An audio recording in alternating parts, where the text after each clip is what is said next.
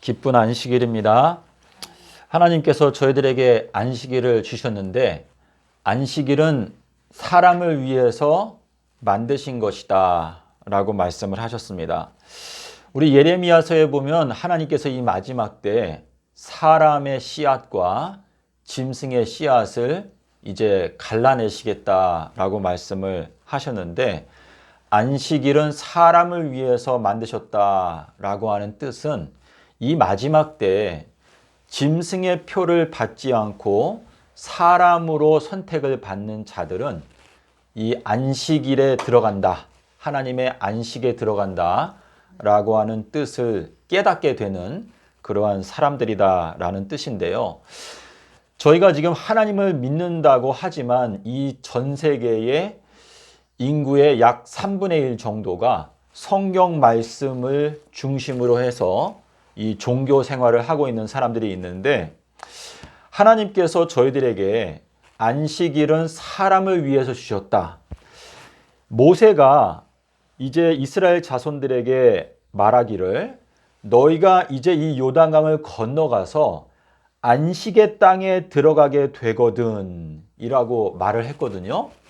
그래서 이 안식일이라고 하는 것은 하나님께서 저희들에게 7번째 천년기가 오게 될 때 우리에게 영생의 안식을 주시겠다라고 하는 그 약속의 표로서 주신 것입니다. 자, 우리가 결혼하게 되면 서로 이 반지를, 결혼했다라고 하는 반지를 부부가 서로 끼고 다니는데 어쩌다가 남편이나 아내가 이 반지를 빼고 있는 모습을 보게 되면 서로 굉장히 오해를 하게 되고 또 실망을 하는 모습들을 저희가 볼 수가 있는데 이 반지를 꼈다라는 건 무슨 뜻이죠? 내가 언약 관계 가운데 들어가 있는 사람이다 라고 하는 뜻인데 출애굽기 31장에 보면 하나님께서 안식일을 저희들에게 주실 때 이렇게 말씀하셨어요. 이 안식일이라고 하는 것은 너와 나 사이에 영원한 이 언약의 표다라고 말씀을 하셨습니다. 그래서 지금 현 기독교를 예수님께서 책망하고 계시는데 너희들은 모세의 글조차도 믿지 않고 있는데 너희가 어떻게 나를 믿을 수 있느냐라고 책망하고 계시는 것입니다. 그래서 지금 현 기독교회가 사람의 계명으로 교훈을 삼아서 가르치고 있는데 주님께서 마태복음 15장 7절에서 외식하는 자들아 너희들은 사람의 계명을 교훈을 삼아서 가르치고 있기 때문에 너희가 나를 헛되이 경배하고 있다라고 말씀을 하셨습니다. 주님께서는 저희들에게 7번째 천년기가 되면 영생이라고 하는 놀라운 안식을 저희들에게 주기 원하시기 때문에 그 약속의 표로서 제7일 안식일을 주신 것입니다.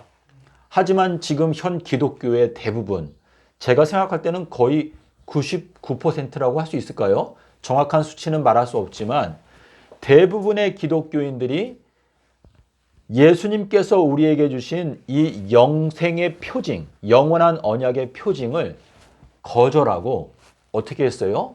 일요일로 옮겼어요. 일요일은 8번째 날인데 이 8번째 날로 주일을 옮겼다라고 하는 것은 7번째 천년기에 주시는 그 영생이라고 하는 그 놀라운 축복을 거절한다. 우리들은 그 언약의 표가 필요가 없다. 라고 하는 의미가 되기 때문에 참 어리석은 가운데 빠져 있다라고 하는 생각이 듭니다. 그래서 주님께서는 이 기독교인들이 자꾸 이 바울의 글을 이용해서 본인들이 예수님의 말씀을 무시하는 것을 정당화하려고 하는데 고린도전서 1장에 보게 되면 뭐라고 말했죠? 많은 사람들이 나는 바울파다, 나는 아볼로파다, 나는 게바파다 라고 이렇게 파가 나뉘지만 바울이 강조하는 건 무엇이죠? 어떻게 예수 그리스도께서 나뉠 수가 있느냐? 누가 너희들을 위하여 피를 흘렸느냐? 누구의 이름으로 너희가 침례를 받았느냐? 라고 말씀하시면서 사도 바울이 가장 높였던 분이 누구였어요? 예수 그리스도였고 예수님께서는 오늘날 저희들에게 말씀하시기를 너희가 현재 모세의 글을 믿지 않고 있기 때문에 나조차도 믿을 수가 없다. 나를 믿는 것이 불가능하다. 그런데 이 마지막 때에는 여호와의 크고 두려운 날이 이르기 전에 내가 누구를 보내겠다? 엘리야를 보낼 것인데 너희들은 호렙산에서 내가 모세에게 명한 율법과 율례들을 잘 기억해라 라고 말씀을 하시고 있습니다. 그래서 저희들은 이 마지막 때에 엘리야의 기별을 깨닫기 위해서 모세의 글도 저희가 깊이 있게 살펴보는 것이 대단히 중요하다라고 하는 의미가 되겠습니다. 자, 오늘 저희가 이 시간에는요, 시편 103편 7절에 말씀하시기를 하나님께서 모세에게 길을 보여주셨다라고 하는 말씀이 있습니다.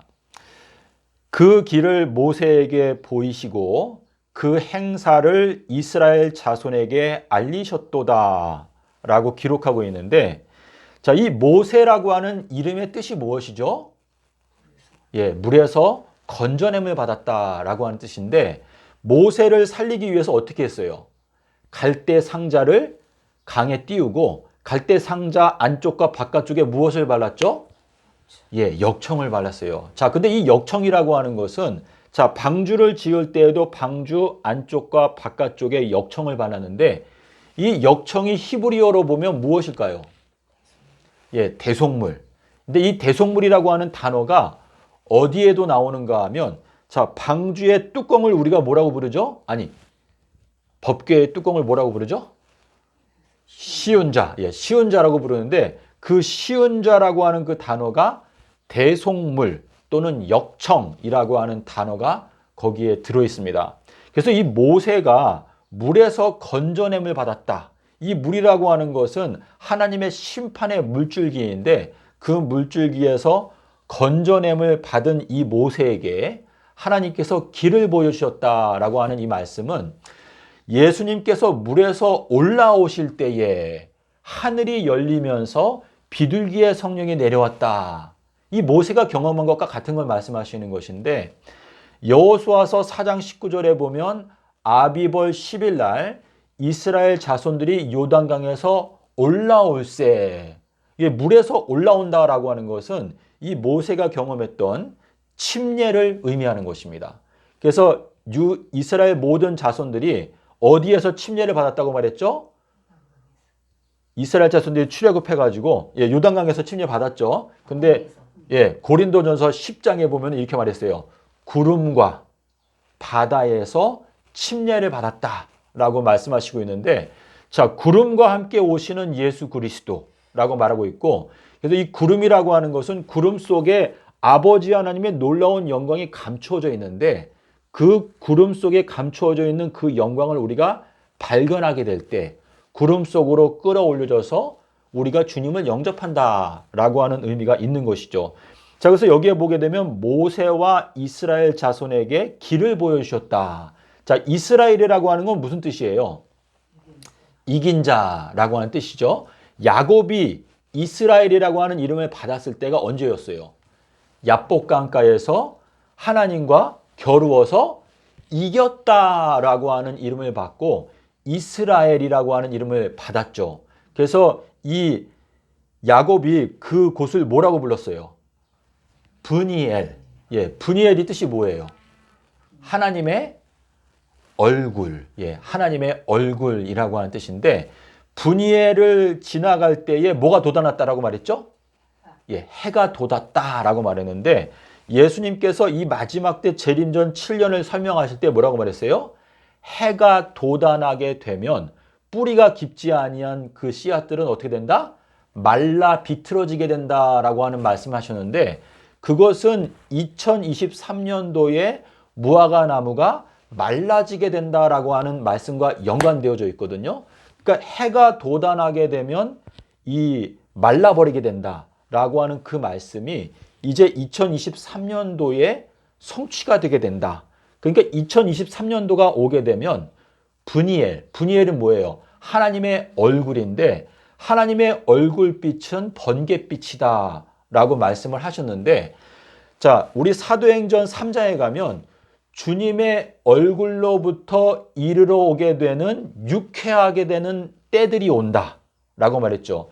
자, 주님의 얼굴에서 오는 유쾌하게 되는 것은 사실상 이 2022년도 그리고 이제 2023년도인데 우리가 주님과 만나서 우리가 지금 사실상 싸우는 것이나 다름이 없다. 이건 뭐냐면 예수 그리스도는 의의 왕이시고 우리들은 지금까지 사단에게 속해 있었죠. 근데 우리가 예수님께로 이끌림을 받기 위해서 예수님의 말씀과 사단에 속해 있는 이 악한 정신과 싸우는 것인데 우리가 이 싸움에서 이겨야 결국은 좁은 문으로 들어갈 수 있다라고 하는 의미가 되는 것이죠. 자, 그래서 이 모세라고 하는 것은 물에서 건져냄을 받았다라고 하는 뜻이기 때문에 우리가 물과 성령으로 거듭나야 물에서 올라올 때 하늘이 열리게 되는 축복을 받을 수 있는데 간절히 기도할 때에 비둘기 성령이 내려온 것처럼 우리가 하나님 앞에서 우리의 모든 죄를 회개하고 하나님 앞에 간절히 기도할 때 하나님의 순결하신 비둘기의 성령이 우리를 방문하신다라고 하는 의미가 되는데요. 자, 우리 요한복음 15장에 보게 되면은 내가 너희를 친구라고 한다라고 말씀하셨죠. 그리고 창세기 18장 17절에 보면 아브라함을 뭐라고 말했어요? 친구라고 하셨는데 내가 소돔과 고모라 성을 멸하는 것을 아브라함에게 숨기겠느냐라고 말씀하셨습니다. 그래서 우리가 예수님의 친구가 되면 사실상 아버지께서 예수님께 알려주신 모든 비밀들을 우리에게 다 공개하여 주신다라고 하는 의미가 되는 것인데 자, 우리 요한복음 14장에 보면 예수님께서 놀라운 말씀을 하셨죠. 내가 가는 그 길을 너희가 알리라. 자, 이것은 허락이면서 또 명령이에요. 그렇죠? 근데 이 요한복음 14장은 재림의 소망에 관해서 말씀하신 것인데 내가 처소를 예비하러 가는데 그 예비하는 것이 끝나게 되면 다시 온다. 두 번째 온다. 라고 말씀을 하셨는데 히브리서 9장 28절에 보니까 주님께서 죄와 상관없이 두 번째 나타나신다. 라고 말씀하셨습니다. 자, 우리 니고데모라고 하는 이름의 뜻이 뭐죠? 예, 니고데모는 이긴 자라고 하는 뜻인데 니고데모가 밤에 찾아왔어요. 밤에 찾아와서 예수님께 내가 어떻게 어머니 뱃속에 들어가서 또다시 태어날 수가 있겠습니까? 라고 물어보는 장면이 나오는데 이 물과 성령으로 거듭난다라고 하는 이 말씀이 완전히 완성되게 되는 시점은 3030년이다 라고 하는 의미인데 자, 우리 모두는 사망의 그늘 아래 거하고 있어요. 사망의 그늘 아래 거하고 있는데 예수님께서 그 사망의 그늘 아래 들어가셨던 사건이 십자가 사건이죠.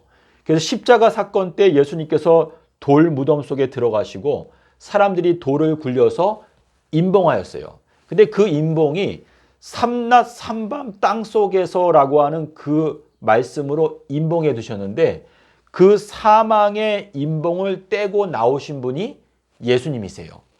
그래서 우리들도 예수님과 마찬가지로 그 길을 따라가는데 그 삼낮 삼밤의 임봉이 완전히 떼어지게 되는 때는 서기 3030년이다. 예수님께서 부활하셨던 일요일 날 돌이 굴러갔죠. 근데 여호수아서 4장 19절 20절 그 이후에 보니까 길갈에서 이스라엘 자손들이 할례를 행했어요. 근데 할례는 난지 며칠 만에 행해라? 8일 만에 행해라 라고 하는 이것은 이 인간들이 범죄하고 난 다음에 8번째 천년기가 될 때, 그러니까 인간들이 8번째 천년기에 들어가게 될 때 진정한 할례가 이루어진다. 돌이 굴러간다. 근데 이 돌은 우리가 원어를 보게 되면 뭐라고 되어 있냐면 반석이라고 되어 있어요. 그러니까 예수 그리스도의 권세, 영광을 나타내는 것인데 그분의 영광으로 말미암아 우리 죄 지은 인간들의 마음이 어떻게 된 거예요? 어두워지고 흑암에 거하게 되었는데 3000년의 시간이 지나간 다음에는 이제 그 돌이 완전히 굴러가게 된다. 근데 그 돌을 굴린 사람이 누구였어요? 하늘에서 내려온 천사가 그 돌을 굴렸는데 그 모습이 번개와 같다라고 말하고 있어요. 근데 이 번개를 누가복음 11장 36절에서는 이 번개를 등불과 함께 말씀하시고 있거든요. 등불에서 번갯빛이 흘러나온다.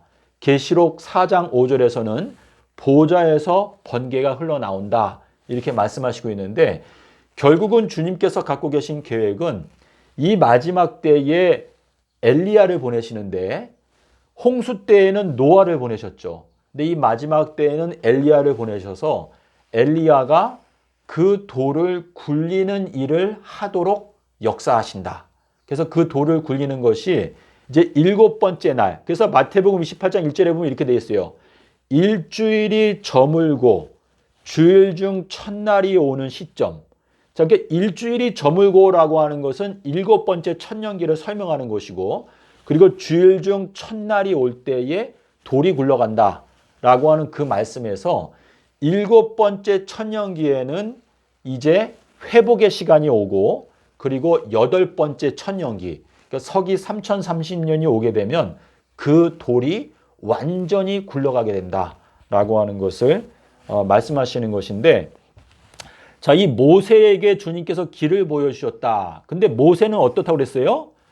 모세는 온유함이 지면의 모든 사람보다 승하더라라고 기록되어져 있는데, 이 온유함이라고 하는 단어가 히브리어로 보게 되면 베다니. 자, 베다니가 뜻이 뭐죠? 예, 가난한 자의 집이다라고 하는 뜻인데, 자, 이 벳이라고 하는 것은 집이라고 하는 뜻이에요. 자, 그래서 베들레헴 하게 되면 뭐예요? 떡집이다라고 하는 뜻인데, 자, 여기에 보게 되면 모세는 온유함이 어느 누구보다도 특출났다, 특별했다라고 기록하고 있어요. 그래서 이 온유함이라고 하는 것은 요한복음 12장 1절에 보면 6월절 엿새 전에 예수님께서 베다니에 오셨다라고 기록하고 있죠. 근데 이 베다니에 오신 시점이 이 마지막 때의 예언이 성취될 때에는 2021년도였어요. 작년이었어요. 그래서 6월절 엿새 전에 예수님께서 베다니에 오셨는데 거기에서 잔치가 있었다. 이거는 말씀의 잔치를 말하는 것인데 그 잔치에 오는 사람들은 누구겠어요? 모세와 같이 마음이 가난하기 때문에 진리의 말씀을 알기 원하는 열망이 있는 사람들. 그래서 주님께서 심령이 가난한 자는 복이 있나니 어떻게 된다 그랬어요? 저희들은 배부를 것이며 라고 말했나요, 집사님? 예. 예. 배부른다고 말씀 안 하셨나? 제가 지금 갑자기 생각하니까 생각이 안 나네. 뭐라 그랬죠? 예. 그래서 그냥 진행할게요. 지금 영상을 찍고 있으니까. 그래서 베단이라고 하는 것은 가난한 자의 집인데 예수님께서 나귀를 타고 입성하셨죠. 그래서 그 예루살렘 성 안에 들어가셔서 모든 걸 다 둘러보시고 그 다음에는 저녁이 됐을 때 어떻게 했어요? 베다니에 가서 그날 저녁에 머무셨다. 이렇게 기록하고 있는데 이 베단이라고 하는 것은 심령이 가난한 자들의 심령 가운데 예수님이 오신다라고 하는 의미거든요. 그러니까 지금 모세에게 길을 보여주셨는데 이 모세라고 하는 사람의 특징은 심령이 가난한 자들을 대표하는 것이죠. 그래서 진리의 말씀을 갈급하는 자들의 심령 가운데 주님께서 길을 보여주신다라고 하는 의미가 되겠습니다. 예, 집사님 지금 그 심령이 가난한 자 찾고 계시죠? 세복음 5장 그거 아닌가? 예, 그런 것 같은데. 세복마다 그게 있는데. 그러세요? 예, 제가 한번 찾아볼까요? 인터넷으로. 천국이 저 열심히 아, 같은데. 그랬어요? 천국이 저 열심히 그런 같은데. 제가 한번 저기 검색을 해볼게요.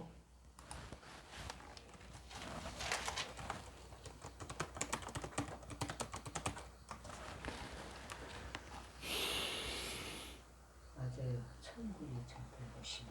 천국이 심령이 가난한 자는 복이 있나니 천국이 저희 것이며. 그러면 배부른 자는 누구라고 그랬죠? 배부를 것이면 뭐죠? 몸이 안 되는 분들이 저 위에 땅을 기업을 할 것이며. 의에 줄이고 의에 줄이고 목마른 자는 그 말씀도 참 좋네요. 예, 그래서 천국이 저희 것입니다. 그 말씀도 참 좋네요. 그렇죠? 천국. 주님께서 천국을 무엇으로 비유할 거라고 말씀하실 때 마치 겨자씨 하나와 같다. 또 가루 서말과 같다. 이렇게 말씀하셨는데 예, 그럼 우리가 이제 그 뒤로 이어서 진행을 하겠습니다. 예. 자, 우리 출애굽기 5장 3절에 보면 모세가 바로에게 뭐라고 말했어요? 우리가 광야로 얼마를 가겠다? 3일 길을 가겠다라고 말했는데 자, 이 광야라고 하는 것은 히브리어로 뭐라고 말했죠? 미드바르라고 말했는데 이 광야에 대해서 신명기 1장 19절에 보니까 뭐라고 그랬어요? 크고 두려운 광야라고 말했어요. 자, 여기 좀 중요한데 자, 크고 두려운 광야를 지나서 그 다음에 여기 뭐라고 말했어요? 아모리 족속의 산지 가데스 바네아에 이른 때에 자, 여기 가데스가 뭐예요? 가데스는 히브리어 코데시라고 하는 뜻인데 거룩이라고 하는 뜻이에요. 거룩. 자, 그래서 여기 크고 두려운 광야 크고 두렵다라고 하는 게 누구한테 사용되죠? 크고 두려워할 주 하나님이시여. 다니엘이 하나님께 기도할 때 크고 두려워할 주 하나님. 자, 그리고 예수님의 그 재림하시는 날짜에 대해서 말할 때 여호와의 크고 두려운 날 이렇게 말했어요. 자, 근데 우리 신명기 1장 19절에 보니까 크고 두려운 광야를 지나서라고 말했는데 이 광야는 며칠 길이라고 말했죠? 예, 3일 길이기 때문에 이 말씀은 뭐냐면 3000년의 시간을 지나서 어디에 이르게 된다? 아모리라고 하는 이 단어는 어린 양이라고 하는 단어거든요. 아모리 족속의 산지 가데스 이거는 거룩한다는 건데 모세에게 네가 선 땅은 거룩한 땅이니까 신발을 벗어라. 안식일 7번째 안식일은 거룩하다라고 하시는 말씀 뭐냐면 7번째 안식일은 어떤 때예요? 이제 이 8번째 날이 오기 전날이죠. 그러니까 8번째 날은 언제죠? 거룩한 성에 입주하는 날인데 그 거룩한 성에 입주하기 전날이기 때문에 거룩하다. 그러니까 너는 신발에서 발을 벗어라. 근데 침례 요한이 예수님에 대해서 말할 때 나는 예수님의 신발끈을 푸는 것도 감당치 못하겠다. 자, 이 풀어 헤친다라고 하는 것은 죄를 속량한다라고 하는 의미가 들어있거든요. 그러니까 지금 이스라엘 자손의 출애굽과 가나안과 그리고 가나안 정복 이것이 우리의 걸어가는 길을 다 설명하는 것인데 요단강을 건널 때에는 2000규빗을 뛰라고 말했죠. 근데 요단강 건넌 다음에는 거기에서 가나안 사람들을 정복했어요. 그거는 가나안 땅을 정복하는 그 과정은 1000년의 기간 동안에 어떻게 하는 거예요? 악인들에 대해서 우리가 책을 펴고 심판을 하고 재판을 해서 그 사람들을 이 지구상에서 완전히 제거하는 과정. 그게 1000년의 과정인데 그게 가나안 땅을 정복하는 과정이다. 그래서 여기 신명기 1장 19절에서 크고 두려운 광야길 3000년 길을 지나가고 난 다음에는 도착하는 곳이 어디다? 가데스 바네아에 도착하게 되는 것인데 이 가데스 바네아는 거룩한 땅, 그러니까 거룩한 성 새 예루살렘에 도착하기 직전이기 때문에 우리가 신발끈을 풀어야 된다. 이 발에서 신을 벗으라라고 하는 의미가 여기에 들어 있습니다. 그래서 여호와의 크고 두려운 날이라고 하는 것은 실제로 언제를 말하는 거예요? 마태복음에 뭐라고 말했죠? 혼과 몸을 지옥불에 멸하시는 자를 두려워하라라고 말했는데 이 지옥불은 어디에 나와요? 계시록 21장에 가니까 뭐라고 나오죠? 20장에 사망과 음부도 불못에 던져지고 사단도 던져지고 짐승도 던져지고 이 모든 악한 자들이 불못에 던져지게 된다라고 말하고 있기 때문에 서기 3030년 그러니까 천년기가 지난 다음이 이 여호와의 크고 두려운 날이다 라는 것을 말씀하시는 것이고 예수님께서는 단순하게 오늘과 내일과 모레는 내가 가야 할 길을 가야 한다. 3000년의 과정이 있어야 한다라고 말씀을 하시는 것입니다.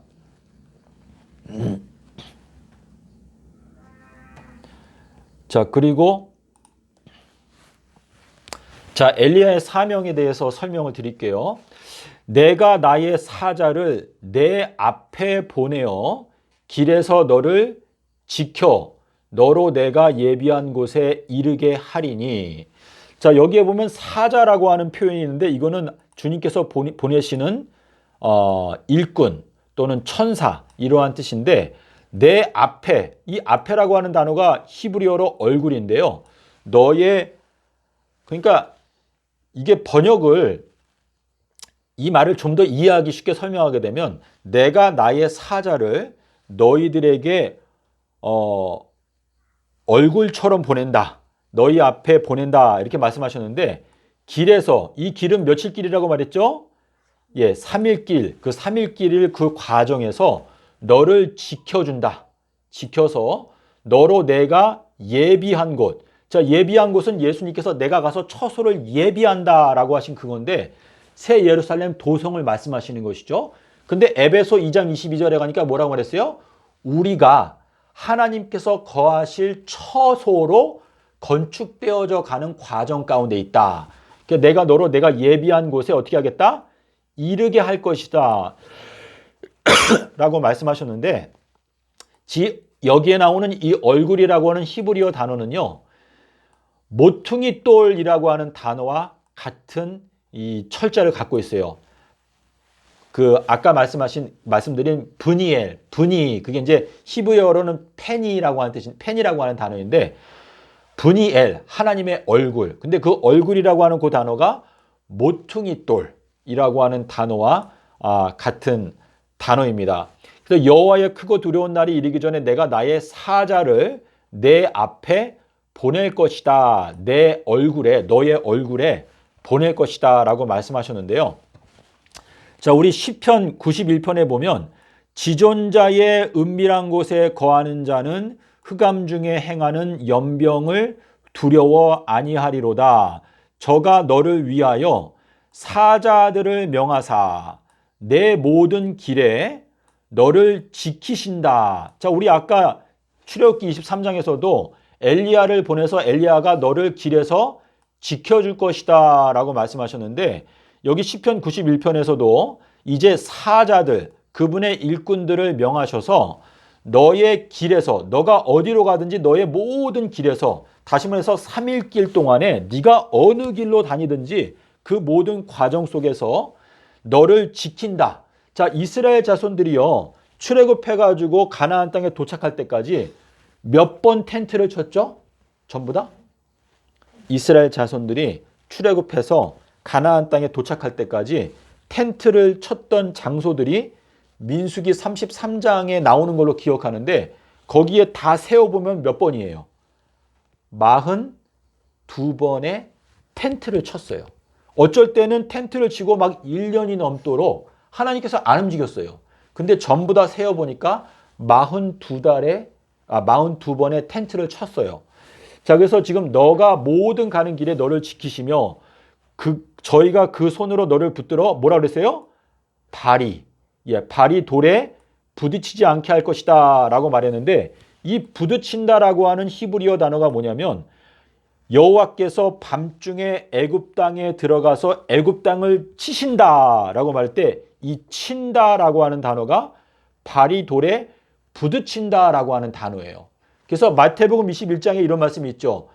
이 돌이 그 사람 위에 떨어지게 되면 그 사람을 가루로 만들어 흩으리라 라고 하는 말씀이 있는데 지금 이 밤중에 치셨다라고 하는 말씀이 여기에 나타나고 있죠. 그래서 이 돌이 발에 부딪히지 않게 도와주는 사자들을 보내신다. 자, 근데 이 발이 헬라어로 뭐예요? 발이. 포도스 지사님 기억하시네요.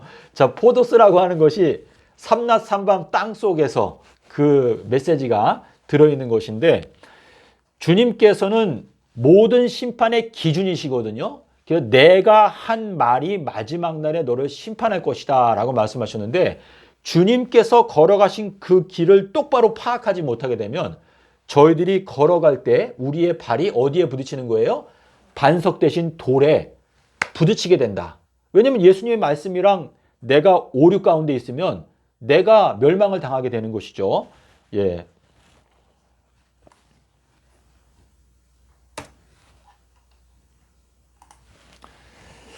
자, 그래서 우리 로마서 9장 32절에 보면 이렇게 돼 있어요.